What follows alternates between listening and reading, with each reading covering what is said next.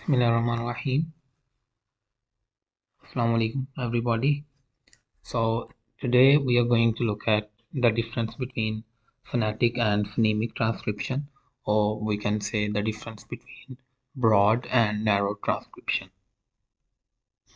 So in this video I'll speak in English. It means I'll explain everything in English, but you can watch this same video in Urdu and Hindi. I have recorded in this language as well, and the link is given below. So what is phonemic transcription? So first of all, phonemic transcription will cover only the contrastive sounds, which create the difference in meaning. So phonemic transcription will not cover the differences like whether you are saying pause or pause. In other words, whether you are saying a word with aspiration or unaspiration.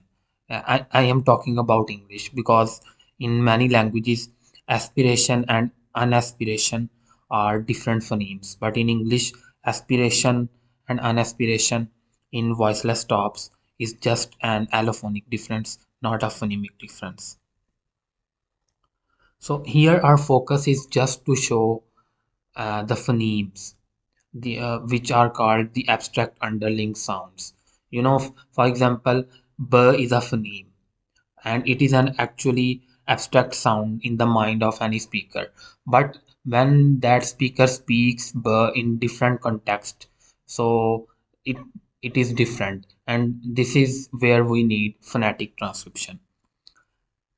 But based on our purpose, what is our purpose? Sometimes we can add some more details even in phonemic transcription, which is also known as broad transcription, and it is usually enclosed in slashes. Now, what is phonetic transcription? After that, I'll give you examples of both. So, usually we can say the phonetic transcription is based on the actual utterance of the speaker.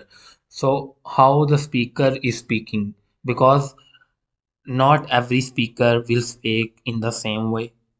Similarly, sometimes uh, a sound can be voiced, whereas the same sound can be voiceless in certain context. But this changing from voiced to voicelessness, it does not create any change in meaning. So therefore, we do not cover these differences in phonemic transcription, but in phonetic transcription. Uh, Definitely in phonetic transcription, we will cover more details. We will look at more details, and even those details which are not meaningfully important. We usually add some diacritics as well as some specialized symbols in phonetic transcription. Usually we use square brackets, like we use square brackets when we want to do phonetic transcription or narrow transcription. So it is also known as narrow transcription. And we should keep in mind that when we are transcribing a language, so we should know that what are the main phonemes in that language. So for example, when I am talking about whether you say pause or whether you say pause, uh, so whether you say pause with aspiration or whether you say with an aspiration pause, it does not create any change in meaning as far as English is concerned. But in many languages like Hindi or Urdu, the aspirated and unaspirated are different phonemes. There are different aspirated phonemes. So in Urdu and Hindi, p and p are two different phonemes. But in English, these are allophones. So here we will look at some examples from English. So beat. Now in beat, this is also a phonemic transcription, but sometimes we can add more detail by adding this length mark. But in phonetic transcription, we are adding some more details. So usually the voiced stops like b, d, g.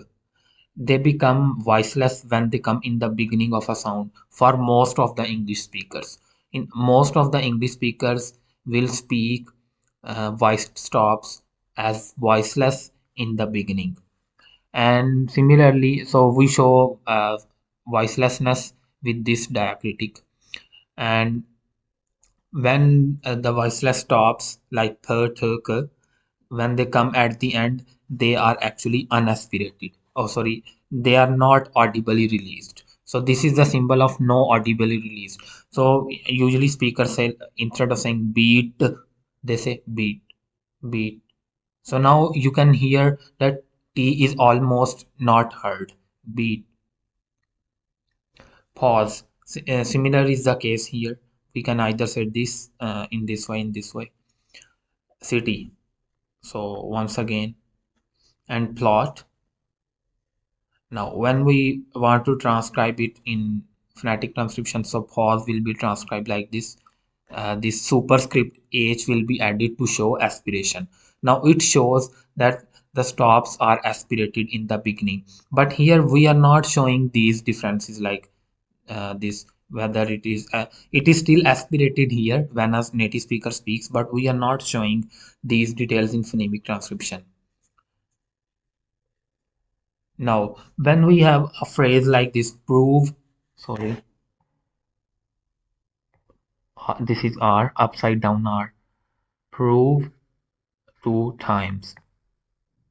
Now, when we want to show, when we have this phrase, so here you can see V, which is actually a voice sound. Here it has become a voiceless. Why? Because whenever the following sound, the incoming sound, is a voiceless stop or is a voiceless sound, the preceding voiced fricative would become voiceless. Prove 2 times, prove 2 times, prove 2 times. All right. Similarly, in city, speaker sometimes says city, city. Instead of saying city, city. Most of many American English speakers will say this alveolar flap. They will add this city. Now this is a specialized symbol. All right. So we can either use sometimes specialized symbol and sometimes we can use these diacritics. So still this is a phonetic transcription. We can't say because this has no diacritic, so it is not a phonetic transcription. No, it is still a phonetic transcription because this symbol is also a specialized symbol just to show these phonetic differences, allophonic differences. Now, in the similar way, this is the difference between a phoneme and allophone. So now B is a one phoneme and it is another phoneme.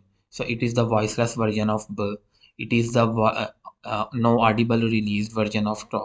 It is the aspirated version of P, and it is the voiceless version of V. Similarly, plot. In plot, now L is usually a voice sound, but when it is preceded by a voiceless stop or any like p, k, or t, it becomes voiceless. So once again, this is another allophone of L sound. So I hope you have understood this, the difference between phonetic and phonemic transcription or narrow or broad transcription, and this is the reference. So thank you so much. Don't forget to give your feedback.